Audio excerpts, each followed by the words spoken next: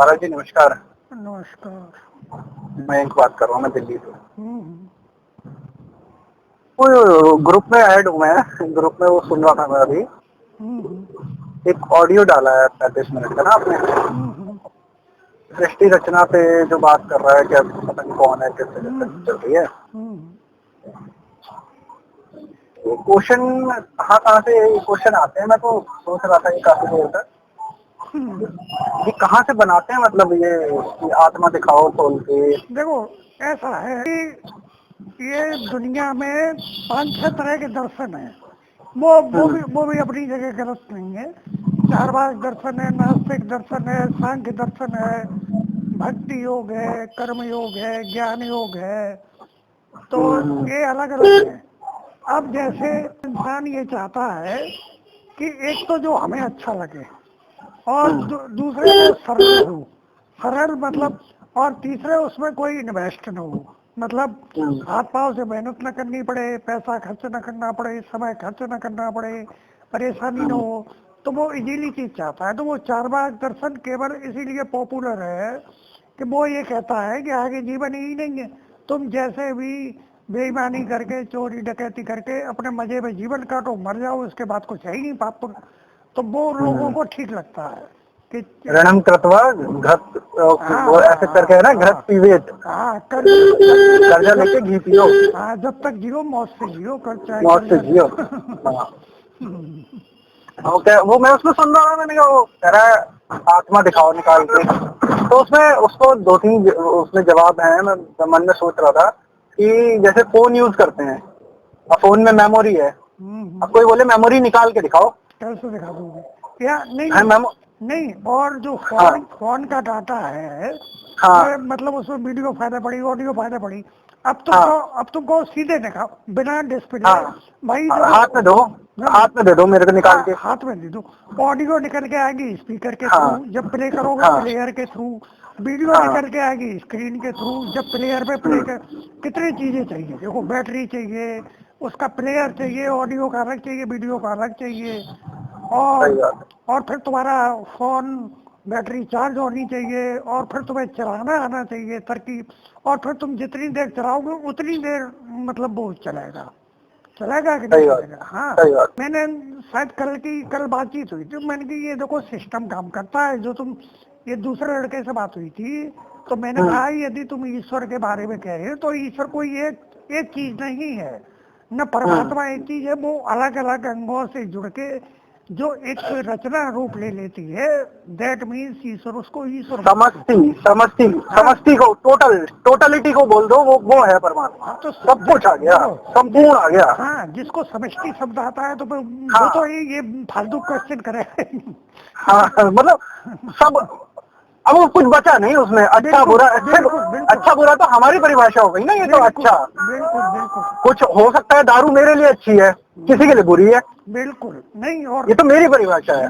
बिल्कुल। और जितनी मेडिसिन है वो दारू से उसी दारू से मेडिसिन भी बनती है, तो वो अच्छी है। नहीं वो, सांप का जहर है, हाँ, मेरे काट लिया मैं मर गया, मेरे लिए बुरा है, लेकिन दवाइयों में पड़ रहा है, कैंसर की दवाइयों के भी सांप का जहर पड़ता है उसमें, और दूसरे जो जिनको काट लिया वो सांप के जहर से ही बच रही है वो उसी। सांप के जहर से ही बचते हैं।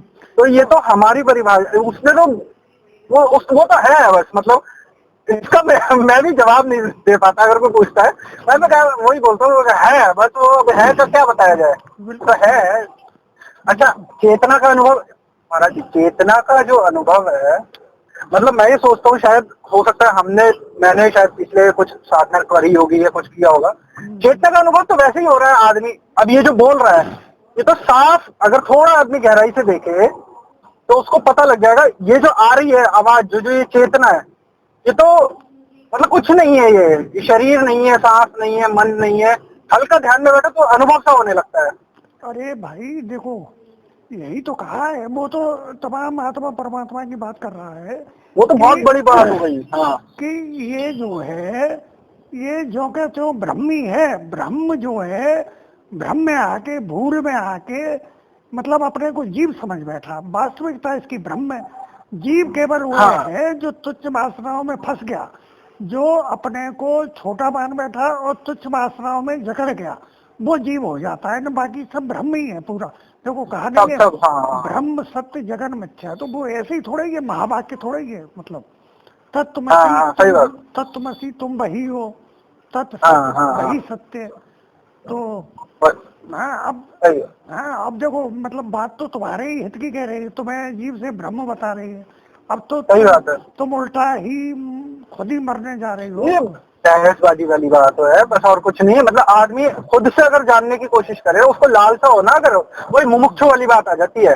थोड़े अंदर से जिसकी चाहत हो, जिसकी धन की चाहत है, वो पहुंच जाता है पैसा कमाने कैसे भी जाए। बिल्कुल बिल्कुल। लेकिन आध्यात्म में आदमी बहस करने लगता है, खुद नहीं खोजेगा क्योंकि उसकी चाहत नहीं है अध्यात्म। ये फैक्ट बता रहा हूँ मैंने, जो मैं रोज अनुभव करता हूँ लोगों को। मैं इतने वीडियोस ऑडियोस भेजता हूँ सबको, सुनते ही नहीं। ओशो की वाणियां भेजता हूँ, और हमारे गुरुजी भी बताते हैं कि भाई दो टूक में बात बता देते हैं वो तो। बिल्कुल बिल्कुल। और उतनी सी बात है, जरा सी बात है, लंबी चौड़ी है भी नहीं। अच्छा महाराज जी, एक एक चीज है, थोड़ा सा मेरा एक यहाँ पे हल्का सा मेरा को थोड़ा सा, ये काल निरंजन जो हम कहते हैं, तो मेरे को ऐसा समझ में आ रहा था, मतलब मैं खुद ही सोच रहा था, एक समष्टि का एक मन जो है उसको काल निरंजन का नाम दे दिया, ऐसा है क्या? जैसे एक हमारा मन है, हाँ देखो ये एक पिंडी मन और एक ब्रह्मंडी मन। तो हमारा मन जो है वो तो एक जैसे मेरा मन हो गया, एक मैं अभी जीव हूँ अभी, एक ऐसे कह सकते हैं, है ना? देखो जो आभास मुझे हो रहा है, जीव का आभास हो रहा है। देखो इसी तरीके से समस्त का एक मन होगा, तो ऐसा कुछ है क्या काल निरंजन?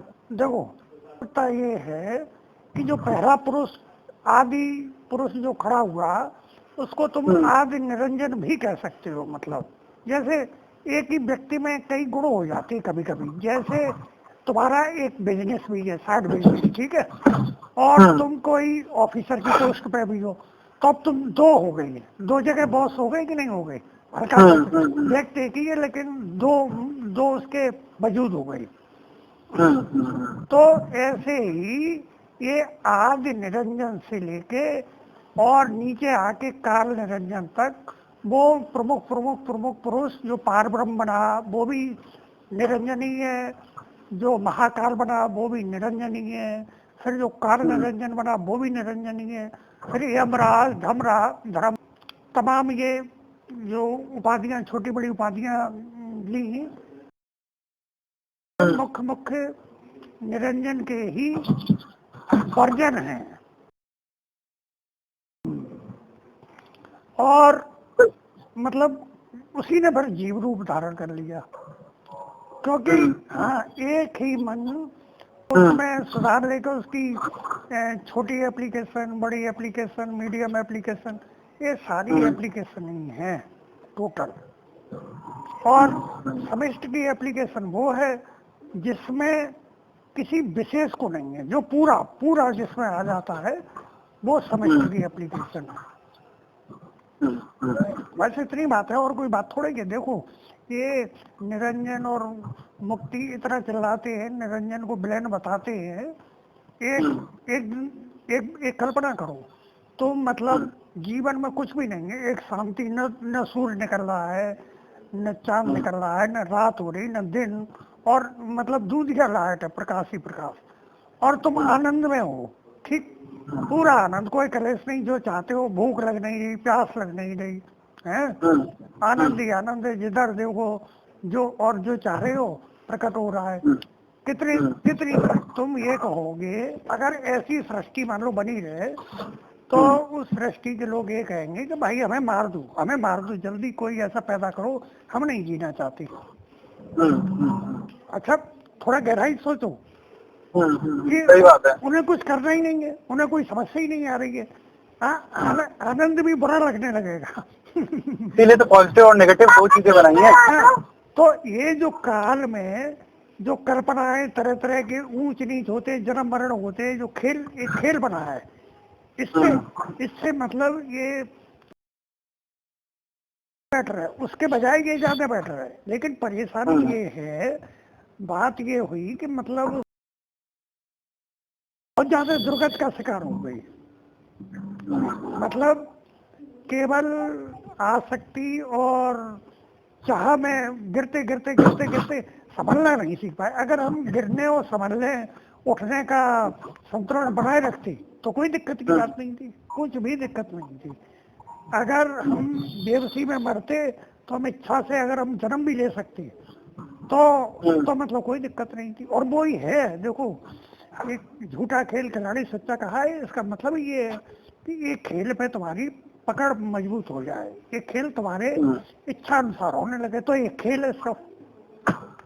और जब तुम बेबसी बेबसी हो जाती है, जब दुख उठाते हो लगातार, तब ये फिर मतलब परेशान, ज्यादा दुख लगता है इसमें। समझ गया। अच्छा महाराज जी, इसमें एक चीज और मैं पूछा था, जैसे मुक्ति और मोक्ष है, तो मुक्ति तो ये हो गई, जैसे मान के चलो मुझे आत्मज्ञान हो गया किसी क्षण में, तो मेरा आवागमन बंद हो जाएगा, जन्म लेने बंद हो जाएंगे। और मोक्ष जो है मतलब जैसे बूंद समानी समुद्र में, तो वो मिल गया, मतलब वो खत्म हो गया, वो जो एक तरीके का जो वो चेतना थी वो परम चेतना में विलीन हो गई, ऐसा ऐसा डिफरेंस है ना? नहीं नहीं, देखो ये दरअसल मोक्ष उस तरीके से है ही नहीं जिस तरीके से, ये जैसे तुम वहां से आए हो, मान लो कि वहां से यहाँ तक तुम्हारे 100 स्टेप है, ठीक है, जगह जगह 100 स्टॉपेज पड़े और 100 मंजिलें हैं तरह तरह की, ठीक। अब उन 100 मंजिलों में तुम्हारा आना जाना हो जाए पूरा निर्विरोध, तुम जब चाहो परम समाधि में चले जाओ, जब चाहो समाधि में चले जाओ, जब जो कुछ तुम चीज लिखो उसको तुम मिटाना जानो, जैसे लिखना जानो तो उसी तरह उसे रबड़ से मिटाना भी जानो, ठीक है। बस बात खत्म हो गई, फिर न तुम्हारा कोई कर्म बचा और न कोई, जब जब चाहो, इसी को कबीर साहब ने कहा है, अपनी मड़ी में आप में डोलू, खेलू खेल स्वेच्छा, है ना। तो परबस जीव स्वबस भगवंता, जीव अनेक एक श्रीकंता, मतलब जी जब जीव भाव में परबस हो जाता है, स्वबस में भगवान हो जाता है, वही तो स्वबसता है। तो उसमें क्या मतलब, उसमें तो परमात्मा में ही तो विलीन हो जाती है चेतना। अरे विलीन नहीं भाई, विलीन किस में होगी, परमात्मा तो तुम हो ही, तुम पे आवरण छा गई है केवल, वो एक ही सत्ता है, वहीं से उठ रही है, वहीं से मतलब जो कुछ सफर कर रही है, ये उसको क्या हुआ, नॉलेज, जानना। और जबकि एक सामान्य आदमी है जो जानता नहीं है, वो वैद्य के 4 बार चक्कर काटेगा अगर उसे कोई परेशानी हो जाएगी। तो वही बात आ गई, 100 बार 100 परवश, वैद्य अपने बस में और वो परवश है, तो बस तुम 100 बस हो जाओ, यही मोक्ष है। नई नई चेतनाएं बनती जा रही हैं और जो पुरानी है, जो जिस हिसाब से वो अपनी स्थिति बढ़ती जा रही है, वो पुरानी चेतनाएं वापस से वो होती जा रही है, एक तरीके से देखा जाए तो। बिल्कुल मतलब वो बिल्कुल यही है। देखो गीता में साफ कहा है कि प्रकृति पुरुष का शोधन करती है और कुछ नहीं, और प्रकृति पुरुष से निरंतर भोग रहता है, मतलब पुरुष की इच्छाओं को वो अपने में लेती है और उनके जो इच्छा रूपी फल हैं वो उनको मतलब देती है, अपने अपने से उत्पन्न करके देती है, और दूसरे तरफ वो शोधन भी कर रही है। 2 काम है प्रकृति के, मतलब जो अंतःकरण उसका मलिन हो जाता है उसको शोधन करती है और पुरुष की इच्छाओं की पूर्ति करती है, ये काम है।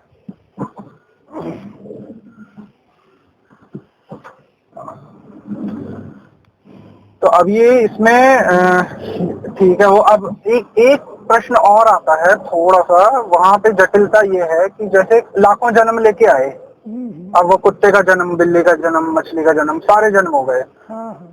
डार्विन की थ्योरी भी यही बताती है कि ऐसे करके शरीरों का विकास हुआ, एक तरीके से, है ना, शरीर का विकास हुआ। इसी तरीके से चेतना का भी विकास हुआ, है ना। चेतना भी पहले पहले इसमें पेड़ में देखें तो बहुत बहुत न्यूनतम चेतना है, मछली में थोड़ी ज्यादा चेतना है, इसी तरीके से बंदर में थोड़ी ज्यादा है, मनुष्य में और अच्छी चेतना है। तो जैसे ये चेतना का विकास होता गया, अब इसमें मेरे दिमाग में क्वेश्चन ये आता है कि हम ये सारे 84 लाख योनियों में रह के आ चुके हैं, अब हमारी जो चेतना है वो इतनी विकसित हो गई कि हम मनुष्य बन गए, तो क्या इसके बाद वापस से हमारे वो 84 लाख योनियों में दोबारा जन्म भी हो जाता है?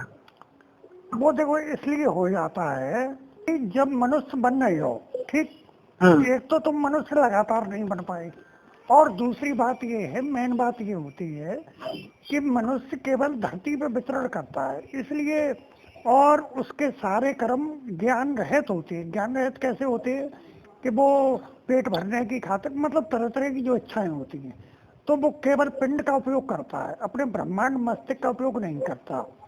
और मनुष्य शरीर के लिए ब्रह्मांड का होना अत्यंत आवश्यक है।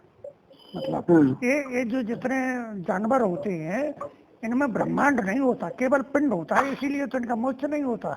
इसीलिए ये उतना, मतलब ये अपना इंतजाम नहीं कर सकते, उतने स्तर पे नहीं सोच सकते जितना मनुष्य विवेकशील है, उतना नहीं हो सकते।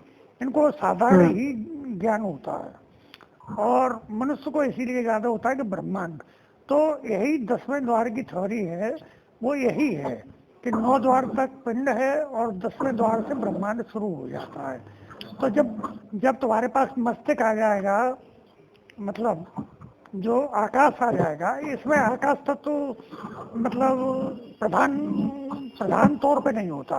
जो चार जो मतलब 4 पिंड वाले जीव होते हैं, जानवर, इनमें अलग अलग, तो मनुष्य में यही है कि उसमें आकाश तत्व प्रधान होता है। अच्छा, तो दोबारा भी फिर मतलब हमारा जैसे मनुष्य शरीर में आ गए तो वापस से मछली, पेड़, कुछ और दूसरी योनि में दोबारा से भी जा सकते हैं? हम वो इसलिए जा सकते हैं कि जब तुम्हारे पास ऊपर मस्तक ही नहीं है। अब मस्तक मतलब ब्रह्मांड नहीं है भाई। जब तुम ये एक बात बताओ, तुम 9 द्वारों का खूब उपयोग करते हो, उनके बारे में सब जानते हो, प्रयोग में लाते हो, उनसे काम लाते हो, तो तुम्हें 10वां द्वार भी है तुम्हारे अंदर, है? तो तुम्हें 10वें द्वार का भी प्रयोग करना चाहिए। वो 10वां द्वार ही मतलब बंद हो जाता है, प्रयोग न होने से बंद हो जाता है। जन्म के समय खुला होता है, लेकिन जन्म के बाद बंद हो जाता है। बहुत टाइम देखो, वैसे अगर देखा जाए तो ज्यादा जो विवेकशील है उनका खुला रहता है, लेकिन फिर वो धीरे धीरे माया उनको बढ़ा देती है। एक तो आयु होती है, और वो आकर्षित होते होते भूल जाती है। जिस चीज की तरफ ध्यान नहीं दोगे, वो स्मृति उसकी लोप हो जाएगी। अच्छा, तो अब जैसे जो कोई ध्यान करते हैं, जैसे मैं हूँ, जैसे ध्यान करता हूँ, है ना, ये साधना करते हैं, तो ध्यानी व्यक्ति को भी मतलब वापस से किसी और उसमें जन्म लेना पड़ सकता है कि जैसे एक जन्म में तो साधना पूरी होगी नहीं। देखो, अब हम वो तो मैंने बताया था। वो मैंने पिछले जो वो लड़का था विजय, शायद उसके में बता दिया था कि पता नहीं इसके में बताया था कि 2-3 उसके ऑप्शन होते हैं। या तो गुरु से तुम्हारा अखंड प्रेम जुड़ जाए, ठीक है, और गुरु की तरह यहाँ तक पहुंच जाए, तो वो गुरु उठा ही देगा उस बीच में। और या फिर तुम्हारा बोध इतना पक्का हो जाए, जैसे समाधि वगैरह घटने लगे जो उसके अंग है, तो हो जाएगा। या फिर एक धारणा ये भी है कि मतलब मनुष्य, तुम सोचो ही मत, अच्छा आचरण, और मनुष्य के अलावा दूसरा आए नहीं, कोई आसक्ति किसी में नहीं हो, अपने में आसक्ति रहे और मनुष्य, ये विचार दृढ़ हो जाए, तो भी जन्म होगा। मतलब जन्म तो वासना के अनुसार होता है। एक जन्म में तो पूरी साधना हो नहीं पाएगी, एक जन्म में तो हो भी सकती है, मतलब ठीक है, कोई बहुत ही विरला हो। ऐसा कुछ नहीं है। ये अगर बात समझ में आ जाए और इंसान 3-4 साल का टाइम कस के निकाल ले, गुरु के सानिध्य में निकाल ले, तो मतलब इतना तो हो ही जाएगा कि वो पक्का मनुष्य जन्म उसका पक्का हो जाएगा। देखो, गुरु के सानिध्य में जाने के लिए भी अब मतलब समय देखा जाए, आज की स्थिति के हिसाब से, अब मैं दिल्ली में रहता हूँ, एक बात गुरु जी, एक बात ये बताओ, कीमत कितनी है? देखो, तुम 3 साल कह रहे हो, लोग मतलब पूरा जीवन करा देते हैं। देखो, अगर मान लो 3 साल की बजाय फिर ये पूरी जो 84 लाख योनियां हैं, 12.5 लाख साल की है, और इसमें मतलब 1 लाख साल, किसी को 2 लाख साल, किसी को 10,000, पूरी नहीं भोगनी होती, ज्यादातर पूरी नहीं, लेकिन मैक्सिमम 3.5 लाख साल तक सबसे ज्यादा है, वो भोगनी पड़ती है। तो हम्म, मैं ये कह रहा हूँ कि अगर तुम्हें मान लो 5,000 साल ही भोगने पड़ेंगे, अगर 84 लाख, तो 3 साल उसकी तुलना में कोई ज्यादा नहीं है। वो तो निकालना ही पड़ती है, चाहे तुम कैसे ही निकालो। वो पूरा जब तक कोर्स नहीं हो जाता तब तक मतलब बहुत मुश्किल है। और देखो, तुम तो बार बार वासना में जाते रहोगे, तुम यही कहते रहोगे कि ये आज का समय है, कीमत है, तो यही तो मतलब वासना चिपक जाती है, और यही वासना फिर पशुवत ले जाती है। तो नहीं तो कैसे जाएं, कैसे मतलब अब जैसे मैं दिल्ली रहता हूँ, गुरुजी फिरोजाबाद रहते हैं, है ना, तो अब मैं तो जा नहीं सकता, फिर भाई फिरोजाबाद दिल्ली तो नहीं अरे जा सकता, है ना। ये डेली में कब कह रहा हूँ, मैं ये कह रहा हूँ में तो तुम 8 दिन का टाइम मिला, कभी 4 दिन का टाइम मिला, तो उसको निकालना जरूरी है। और फिर तुम जैसे ऐसी व्यवस्था हो जाए, मान लो तुम्हारी 4, 6, 10 साल में ऐसी कभी व्यवस्था हो जाए, तो कोशिश करो कि मैं मतलब इस चीज से निकल जाऊं, कैसे भी कोशिश करो। तो वो मतलब तुम्हारा 10वां द्वार हलचल होने लगे और तुम्हारा आत्म प्रकाश बढ़ जाए, तो फिर उतनी गारंटी हो जाती है कि तुम्हें मनुष्य जन्म मिलेगा। वो गुरु के सपोर्ट से होता है, बात ये है। गुरु के सपोर्ट से ही होता है वो। गुरु के सपोर्ट से होता है, और अपनी भी जी जान लगानी पड़ती है। समझ गया। ये मतलब समझने का खेल जाते हैं। हाँ, ये युक्ति से वही दो मार्ग बताए ना, ज्ञान और ज्ञान मार्ग, भक्ति मार्ग। या तो पूरे भक्त हो जाओ, समझने के छोड़ दो सब, फिर पूरा समर्पण ही कर दो कि हाँ, बिल्कुल बिल्कुल। या फिर ज्ञान मार्ग पे आओ तो फिर वो पूरा, फिर ज्ञान मार्ग में गहराई से समझ ही लो फिर उसको। देखो, कहने को 2 मार्ग है, वास्तव में ये एक मार्ग है। एक ही मार्ग है, ज्ञानी भी भक्त हो जाता है, उसे समझ में आ जाएगा। देखो पहले बात मैं उदाहरण देता हूँ। अगर जैसे तुम भक्ति है, ठीक है, तुम्हारा मेरे प्रति समर्पण हो जाए, तो वो समर्पण तुम्हारे अंदर क्रिया होने लगेगी, तो तुमको जो अनुभव होंगे तो वो ज्ञान होगा। वो ज्ञान अब हो तुम भक्ति मार्ग पे, लेकिन हो रहा है ज्ञान, भाई तो तुम्हारे अंदर चीजें आ रही है, तुमको नॉलेज बढ़ रही है, अनुभव कर रहे हो, वो हो गया ज्ञान। अब तुम मान लो ज्ञान मार्ग से, अब ज्ञान मार्ग से तुम मुझसे जुड़ जाओ, भक्ति तुम्हारा भाव उतना नहीं हो, ठीक, और तुम जुड़े हो, तो अगर मुझसे तुम्हें कुछ प्राप्त हो रहा है, तो तुम्हारी श्रद्धा अपने आप मेरे से जुड़ने लगेगी, बढ़ती जाएगी कि भाई गुरु, तो वो हो गई भक्ति। भक्ति जुड़ जाएगी। भाई भक्ति यही तो है कि किसी से प्रेम भाव, पूरा श्रद्धा समर्पण, और उसको आदर देना, उसको अपना इष्ट मानना, मतलब ये मानना कि ये हमें बहुत दुर्लभ चीज दे रहा, वही भक्ति कहलाती है। तो वो ज्ञान और भक्ति कहना को 2 कह गए हैं, मतलब एक हो ही नहीं सकता।